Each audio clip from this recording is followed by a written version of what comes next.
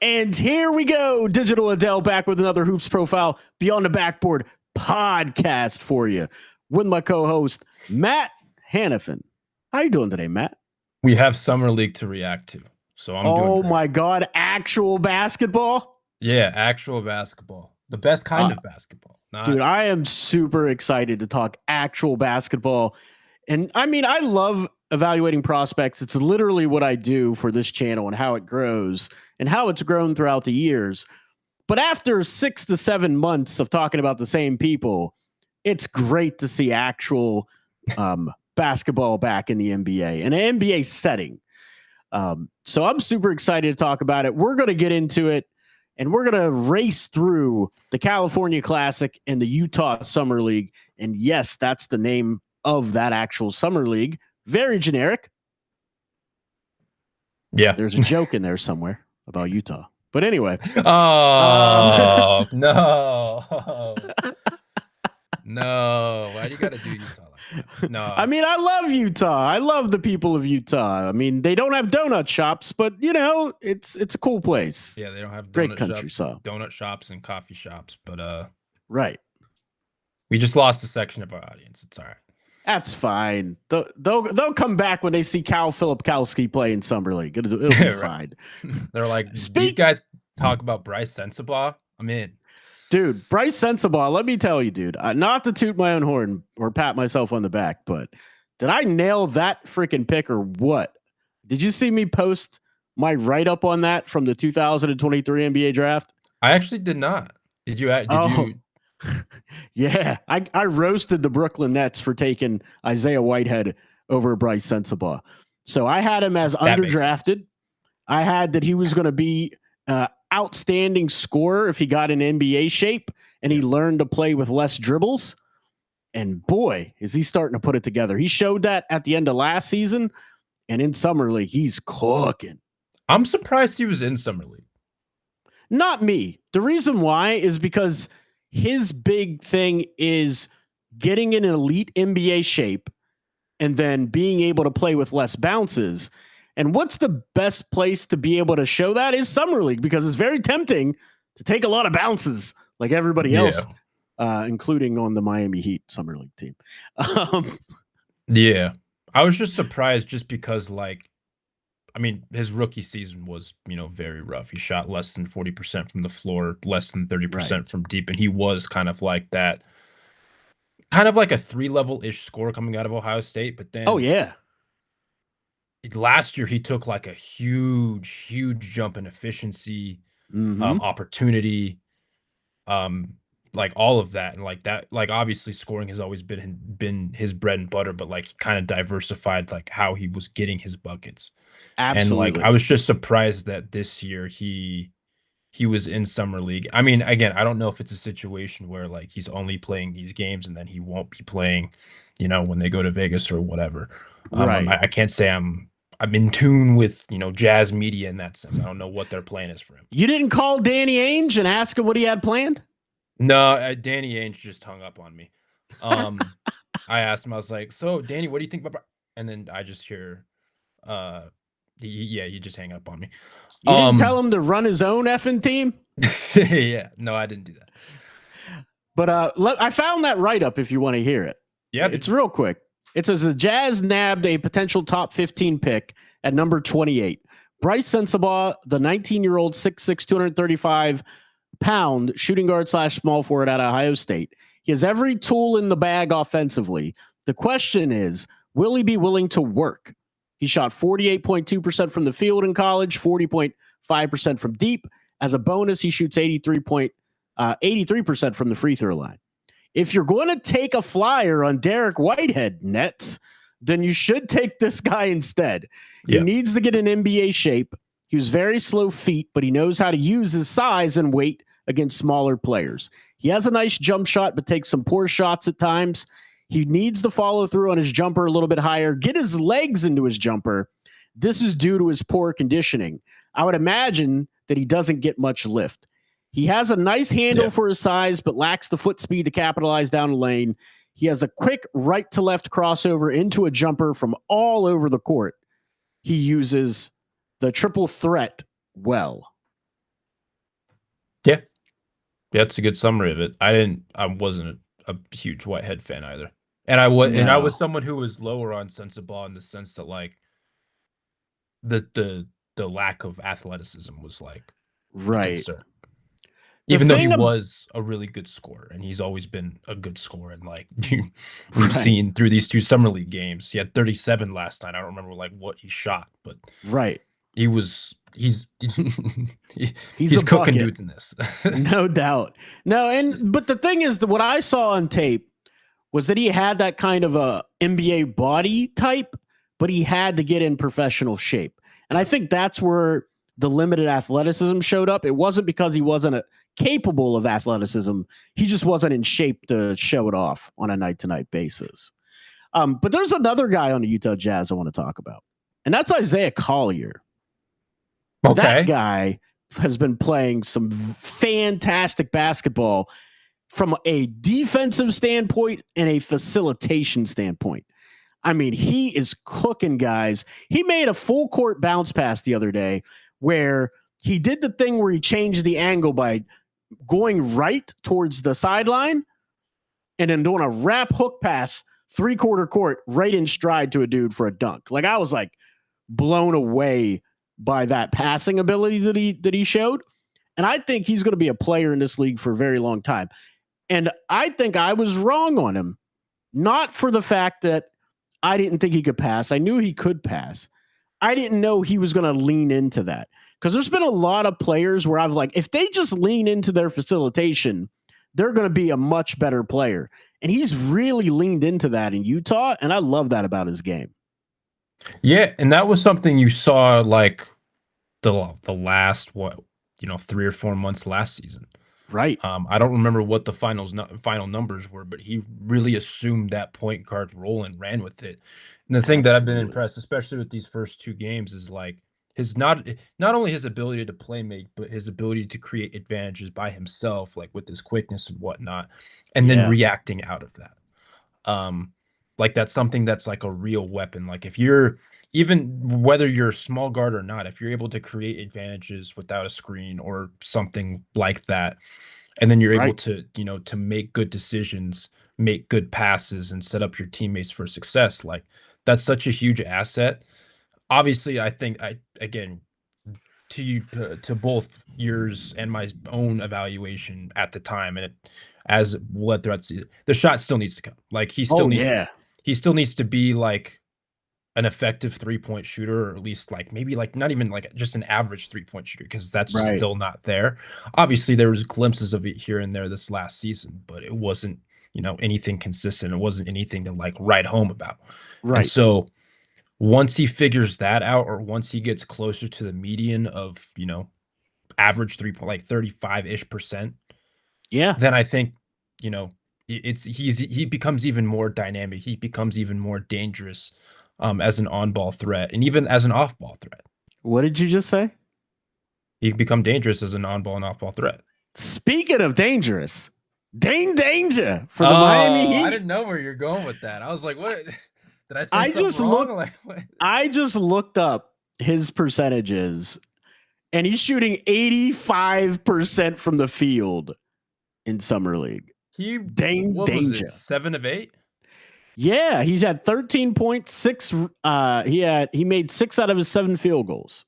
Yeah. Oh, okay. 6 of 7. Yeah, because he only played that one game, but he was good, and he was fun, really good. One of the only reasons why I still had that game on, outside of us being on playback. Shout out! Do you know he had 2 steals that game? /5RSN. He had 2 steals that game too. I'll be honest, I don't remember. That's crazy, dude. It's crazy. It's crazy. But I know that's the person on the Miami Heat everybody wanted to talk about, right? Yeah. There's this guy, Kasparas Yakichonis.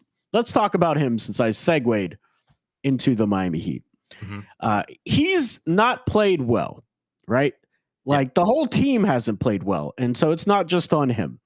But a lot of it, I went back through the tape, and if you follow me on Twitter under Digital Adel, I did a couple of threads, and there's at least 5 or 6 assists every game that just get smoked by his teammates.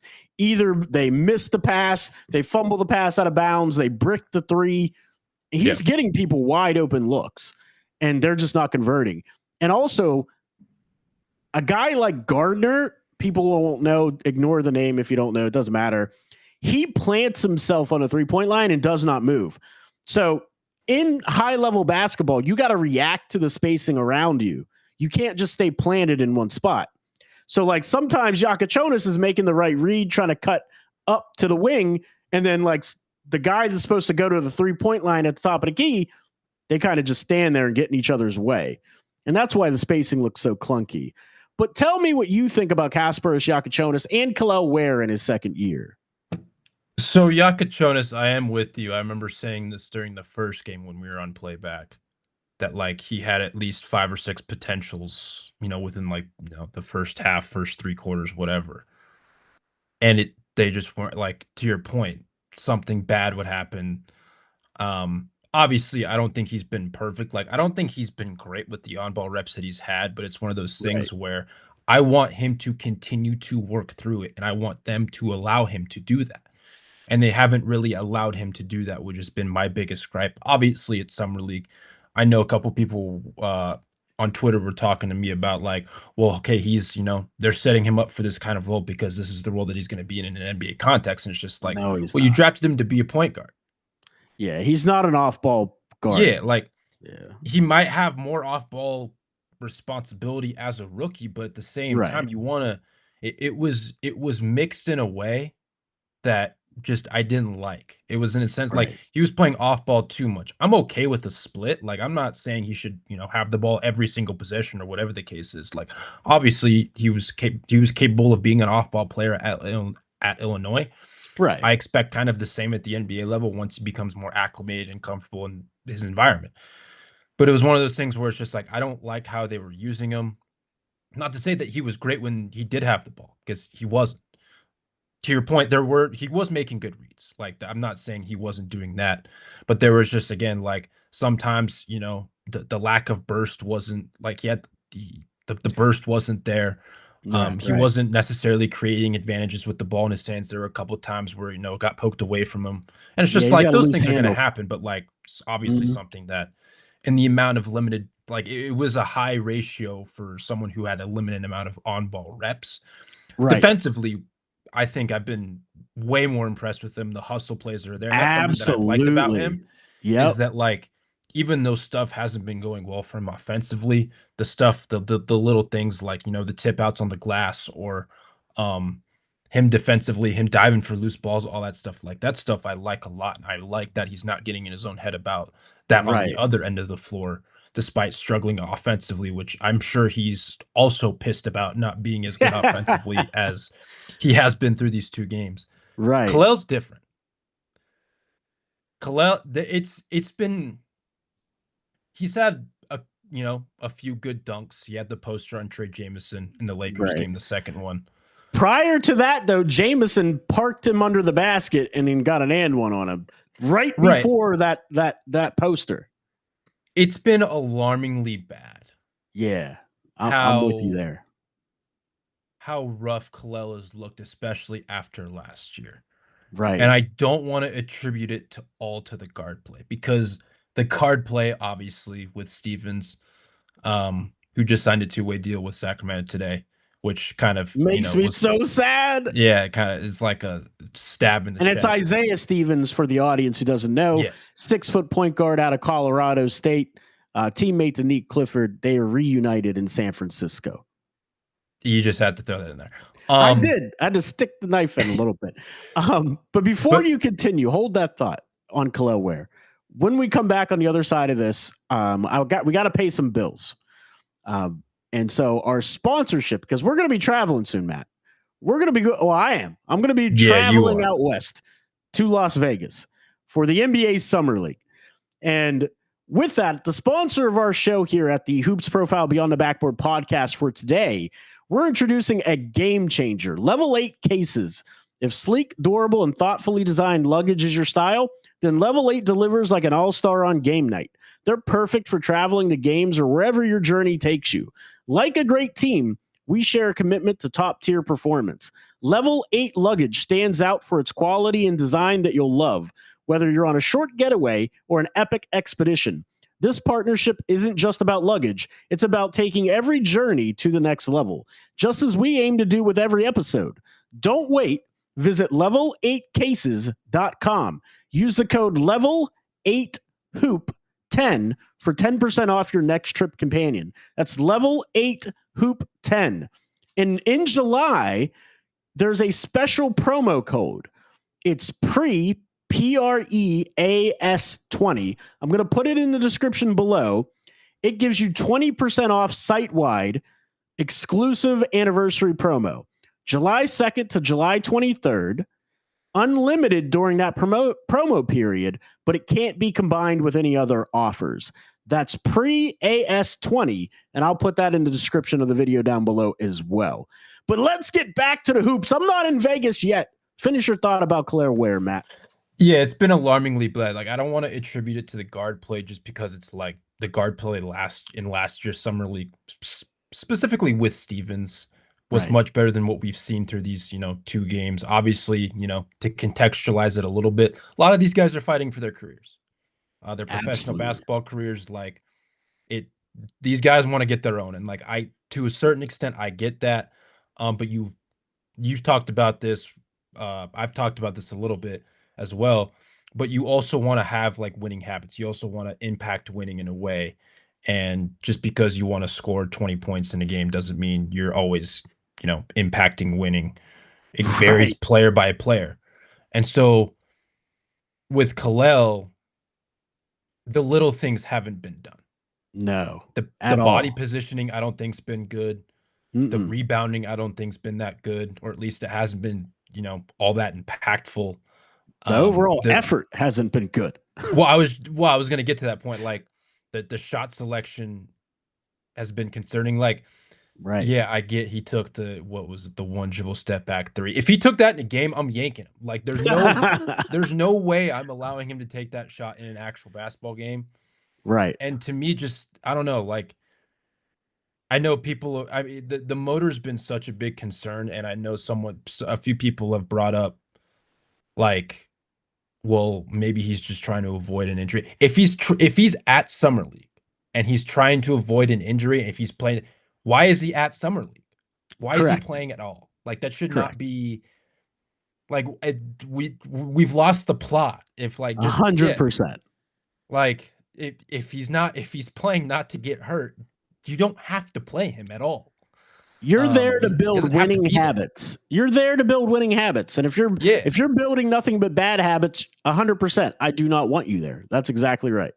Right. And it's just like, it again, like, there's been, he's put up some numbers, nothing crazy, but like the impact, the demeanor, and it's on the leadership too, because for a second year guy, zero leadership.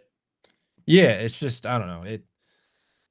Like, I was afraid of this, and that was why I said last year after his rookie season, I like Kalel. I like Kalel as a player. I like Kalel as a person, an individual. He's a good dude. He's a good player, and he has a lot of raw potential. After his awesome rookie year, I was like, all right, now do it again. Improve, exactly. Again. Like, because the biggest thing for me, and this isn't just a me thing. I mean, you've talked about this as well. Others have as well. The biggest thing for me, at least, was the consistency. And it's not even just like a year by year thing, it's a game by game, quarter by quarter, possession by possession type deal with him. And that was something like, as I talked about, 125, he's going to have to do 125% of the work to get 100% of the credit. Like, that's just how it is with him. When you have the motor concerns label coming out of college, that's always going to follow you no matter where you go.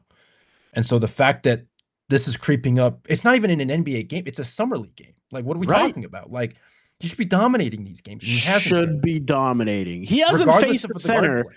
Well, and he hasn't faced the center that's has the athleticism, explosiveness, and arm length that he has. He hasn't faced one yet in the summer league. Right. And he's looked bang average. Yeah, like, it's just, I don't know. It's been very, very I think underwhelming's the right word. 100%, that's the right word. 100%. Not saying this But is going to be like this forever, but you got to hopefully not. fix it. Hopefully not. But it's not a good sign. It's a red flag. Where's my red flag? Yeah. I should buy one of those. Just a red flag to wave whenever there's a prospect with bad habits. But let's shift gears, kind of like a point guard changing pace on the court. Let's talk about the LA Lakers and Bronny James and Dalton Connect. What have you thought about their summer league debuts? Dalton Connect's in serious jeopardy of bouncing out of the league in a few years. And Bronny James, I've been pleasantly surprised. His defense was going to be what needed to get him a spot. His defense has been fantastic. Finishing at the rim still is bad. But surprisingly, his three-point shot is coming around early in this summer league. Yeah, he's only played the one game against Miami. 3 of 7 shooting. He finished with 10 points, 2 of 5 from deep. I mean, again, like we knew it was going to take time. Right. And he was going to have to figure out some things specifically offensively on the ball with the shooting, because that was, very inconsistent at the start of last year. And like he was, I think he got better throughout the G League season, but like, again, it was going to take time with him considering how the limited amount of on-ball reps. And so like the defense, to your point, was his calling card. He was going to have to, be more of a better on-ball creator, a better shot maker, overall shot maker, not just a 3-point shot maker. But yeah, he was good in that summer league game for what it's worth. Right. Dalton Connect, though, I don't know, like he's another one where it's just like he's taken 9 threes, hasn't made a single one. Right. He's 5 of 20 from the floor through 2 summer league games. Is that good? It's just it's alarming. Again, it's just kind of alarming how rough he's been. His shooting's been bad too from deep. Like he shot some air balls. Like it's been bad. Yeah, and when he's not making shots, like what can he do for you? Yeah, Jinx. No, yeah. Let me ask you this though, because we got to keep it moving. I don't want to spend too much time on Connect because we know what he is. He at this point, he doesn't really create off the bounce. He hasn't been able to take advantage of smaller people on the block like he did in college, and his shot isn't translating so far. So I don't want to spend too much on him because we have some more to go. The San Antonio Spurs and the number 2 overall pick, Dylan Harper, did not play. But their other draft pick did. What were your thoughts on Carter Bryant entering the summer league? He fouled a lot. He kind of looked outmatched to a certain extent. Yeah. And his funky shot mechanic showed up too. I was trying to tell people, a lot of people were trying to tell me how great of a shooter he was. And I like his potential as a shooter more than I like his actual shooting because he does have a very funky release on that shot. And it came back to bite him early in summer league. So he can develop, and I'm sure the Spurs are going to work with him on it. But it's just been tough sledding with him as a rookie. Ryan, our number 1 fan, rolls in here, as you can tell by the crown above his head in the comments section. He said, Dalton disconnect. Yeah. Hashtag it. Dalton did not connect. He has not connected. Yeah, Dalton did not connect. That's right. He says, hey, guys, hope all is well. All is well, Ryan. I really appreciate you, man. Thanks for commenting. Be like Ryan. Don't forget to like and subscribe on YouTube. It really helps us out and keep the lights on around here because electricity is expensive. There's really nobody else I want to talk about from the Summer League. I mean, Harrison Ingram's an interesting story, but he's not really somebody I care to talk about in the limited amount of time we have here today. Before we move on to Utah, is there anybody else you would like to discuss? I mean, how much do you want to go in on Cole Swider? No, I'm just kidding. Oh my other God, than that, please, no. Jameer Nelson Jr. has been fun. He has. I like him a lot. I don't know what San Antonio's two-way situation looks like, but I'm assuming he's just competing for one of those jobs. Probably. Hello, Larson. I don't want to talk too much heat, even though we Nope. did that already. He was good in his only game. Yeah, Not he was good. unsurprising. No, and he's super competitive defensively. Physical, still fouls a little bit. Yeah. Let's shift gears to the Utah Summer League. We've talked a little bit about Bryce Sensabaugh, Isaiah Collier. Let's talk now about one of the real deals, and that's VJ Edgecombe. Mm-hmm. The speed that guy possesses is different, just different. His athleticism is off the charts, man, and he is competitive as all get out. What were your early impressions of VJ Edgecombe? He was so good in that first game, even though he Yeah, only shot. Like I know people were kind of getting on him about the 3-point shooting. He was only 1 of 3 from the free throw line again, for what it's worth, in a right. summer league setting in his only game. But he was so impactful. He was incredible. 28 points, 10 rebounds, 4 assists, 2 blocks, a steal. He shot 50% from the floor. And only 2 turnovers in summer league is something else. Yeah, and the thing with him, like, I saw someone bring up this point on Twitter, and I didn't even know this, but like, he had 3, I think, pull-up jump shot makes from like the mid range. Oh yeah, yeah. And that was my most impressive.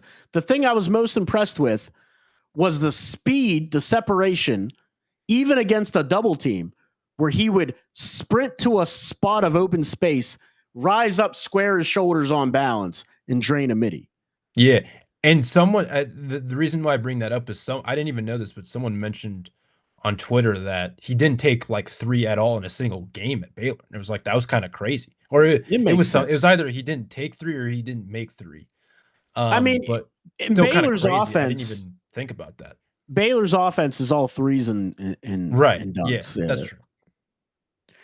But no, I was super impressed with him. That kid's going to be special. I mean, just outstanding player. A thumb contusion sat him down. Hopefully, we see him in Vegas.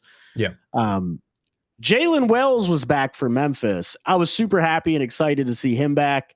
He played really well, showing that he's healthy from deep and defensively, doing all the other things. Didn't finish well, but I don't think he's ever going to be a great finisher. That was one of the issues I had when I watched the game and a half of tape I watched on him in college, because I got to him late in the process that year. He's not a great finisher at the rim. And so he's struggling with that, but I'm not too concerned about that. Everything else, he was doing fantastic. Do you think he's someone who's got it like, or he can finish well if he just gets stronger?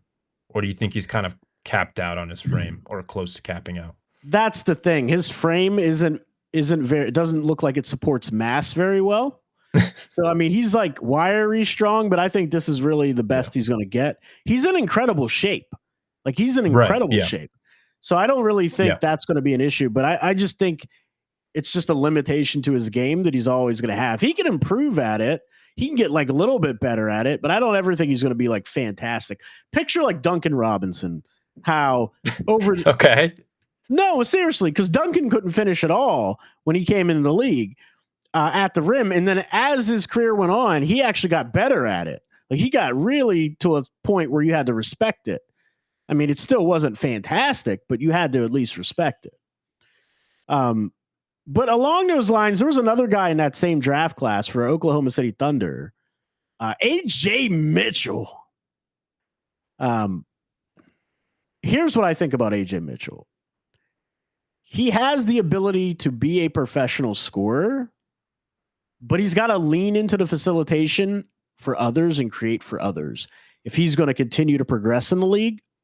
One thing I noticed by watching his summer league games, he dribbles with his head down a lot. And he misses a lot of opportunities because he's dribbling with his head down. I don't know how he's gotten away with that so long at this high of a level, but he's got to fix that. And he's got to fix it in a hurry. Someone else I want to talk about too, just on that same line. Initial thoughts on Nikola Topic. Nikola Topic is an elite facilitator. His vision, outstanding. Spatial awareness, outstanding. Solid play. I was just watching that summer league game before we went on, prior to me washing my clothes. That's a little behind the behind the scenes. But anyway, did a dribble drive left-handed into the paint, drawing two. His man prior, he had told him to go to the corner. Like they were occupying the same space. He pushed him to the corner before he got the ball. As soon as he got the ball, he never looked again. The double came, that guy drifted off and collapsed on him, and he threw a left-handed hook pass without ever looking. Wide open three to the corner. His vision and facilitation is top notch. Now I have concerns. He's not in NBA shape. He's definitely not in NBA shape. His three is concerning to me because his hand gets on top of the ball. If you ever listen to Mark Campbell, there's a podcast or a Patreon you should subscribe to. It's called Low Man Help. He is a very, very, very accomplished shooting coach. He talks about kinetic linkage and all that. I know a lot of that stuff, but I never really studied the science behind it. He studied the science behind it. But if you watch, Nikola Topic gets his hand on the ball, and he goes like this, and he kind of just pushes the ball. And it's a low release. And it's a low release, and that's why he's so inconsistent with his jump shot. He needs to get his hand more under the ball so you can go up and through the ball. Yeah. And that power from your legs will generate from your legs up and through the ball. So I like what he has to offer. Defensively, he's not there yet. A lot of that's because he's not in NBA shape. But the passing and facilitation chops, he can do that all day. All day. Yeah, and I think he will get in NBA shape. Like he's coming off of a torn ACL for some of you who may not know that. And so like I'm not expecting him to be in NBA shape, and obviously this is a perfect environment for him to, get those reps in now. Yeah. He's still 19 or just turned 19, something like that. Super young guy. Yep. Yeah. Super, super young. And like I don't know. I was just every time I think about Oklahoma City, I just kind of have to remind myself that Nikola Topic is still there because they drafted him and he was hurt. Yeah. And so like he was never he didn't play at all during his rookie season, and obviously for most of the draft cycle he was a consensus top 5 guy until obviously the injury creeped up toward the end of his season. Right. He falls outside of the top 10. No, he's just a super intriguing player. I am with you though. Like I do have concerns about the shooting and the finishing, his ability to generate rim pressure, but the playmaking so much fun for him to watch. Like it is, dude. It so really much fun to watch from him. Like that's my favorite part. But I just want to get your initial thoughts. And I appreciate that. And you're on the right track there. So there's two teams I want to talk about to end today's show. That's the Utah Jazz, because they have so many prospects in there. And then the Philadelphia 76ers. So real quick, Cody Williams, Ace Bailey, and Walter Clayton Jr. Cody Williams looks pretty much exactly as he did last year. I mean, he's finishing better better like 50%, but his 3-point shooting is abysmal. It's abysmal. Like there's many stretches you don't even notice him. Walter Clayton Jr. is pretty much what I thought he'd be so far. He can't really finish at the rim.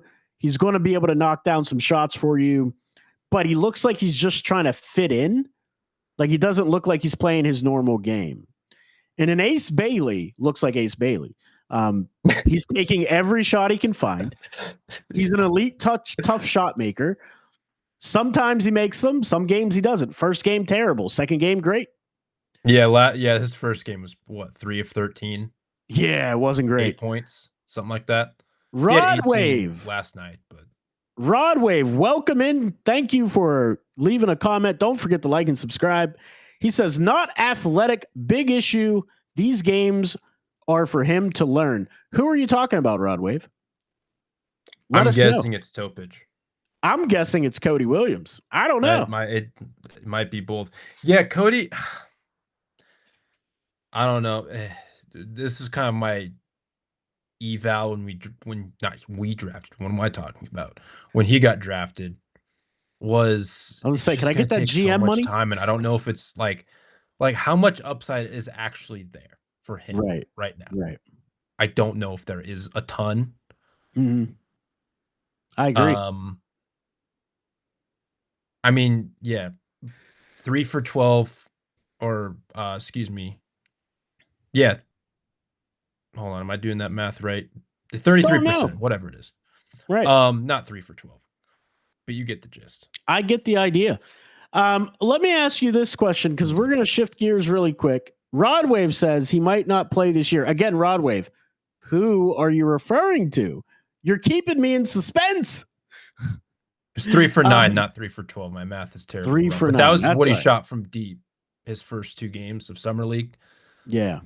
50% from the floor, 16 points. But like, I don't know. I just think just because of his frame, I just have so many concerns about he's his actual upside, his perceived upside versus his practical upside. It's just I think there's a bigger difference there than some of us may like to admit. But yeah, that's very true. Very, very true. Hey, Amir from Team to Beat Heat, welcome. Thanks for dropping by. Be like Amir. Drop a comment. We want to hear from you. Let's shift gears to Philadelphia, the city of brotherly love, as they say. Jalen Hood-Schifino was a guy, again, I was high on. He injured his back. Yeah. Washed out everywhere he went. And he's actually looks really healthy.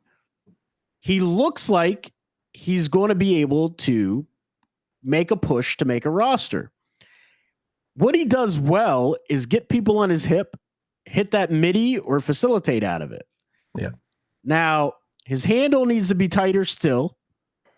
His jump shot still needs some work from 3. But I think if he leans into the facilitation piece, he was very switchable defensively in all his games. I liked what I saw from Jalen Hood-Schifino. And Adam Bonet is fun. Adel Bonet is fun. Yeah. Dude, he's going to poster so many people this year, and he's going to foul out of so many games. It's going to be great. What are your thoughts on Adem Bonilla and also Janai Broom? Because he can't jump over a piece of paper, and it's evident in the league. Yeah, I mean, Bona's a prototypical modern-day rim runner. And I think that's what he's always going to be. He is a little bit undersized to a certain extent. So is Janai Broom. He especially in these first 2 games, he's shooting more. You're talking about Bona? Shooting Broom from deep. Broom, yeah, he has to. He can't do anything inside against these guys. Into it already. He has to though, because he's so athletically challenged. He gets out jumped for like rebounds from guards. Like he's very athletically challenged. Right, but like he's taken 9 attempts through 2 games. Like that's not something I expected. Nor did I expect him to make it at a 44% clip. That was obviously the part. Again, it's 2 games, so. But that was the part. He was making them at a much higher clip than I expected. I thought he was going to have to lean on his shooting outside because he has no ability to beat these guys down low unless he gets a mouse in the house and he can use his strength and positioning. Other than that, he's not doing anything against Adem Bona. He didn't do nothing. Not a thing. You mean in terms of like beating him for a spot? And he's not going to do that with any of these guys. He's not going to out rebound any of these guys. He's not going to be able to score on any of these guys. He just doesn't have that ability. I think he's an equal, as good of a rebounder as Bona is. No. He doesn't have the athletic ability. It just isn't there. He doesn't have the athletic ability, but on the glass, his strength, he's stronger than Bona is. Bona is strong too. Like, I'm not saying he's not strong. Bona's really strong. He just fouls people. Like, that's his problem. He just fouls people. Here's the thing about that I've noticed in the first 2 games with Broom. His rebounds come against guards. And he also loses rebounds to guards. He has a nose for the ball, but whenever you're athletically challenged as he is, it's been a real struggle for him. When one of my guards is getting 10 boards a game. Like he's averaging 4.5 rebounds per game in 24 minutes.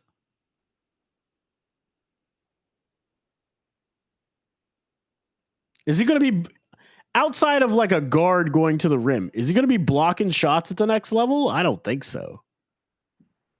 I think so, yeah. I don't. He can't get off the ground, dude. Bryce Sensabaugh is out rebounding him. He can't get off the ground, but he has such good coordination with his hands. Like, he has very good hand-eye coordination. He does a good job doing it without fouling too, which I think will help to his advantage at the next level, depending on the opportunity that is out rebounding him. I'm just talking about the shot block. I'm not talking about the rebounding. I'm talking about the Amir, shot did you just compare him to Joker? Come on, Amir. Like, we have to forget we can't forget how good of a shot blocker Broom was in college. Obviously, different competition. I know, but dude, like, that college stuff does not translate sometimes, man. And whenever you're as athletically challenged as Broom is, I don't know, dude. I really don't. I think if he gets a certain Cam Spencer's out rebounding him. Again, I'm just talking about the shot blocking. All right. I guess.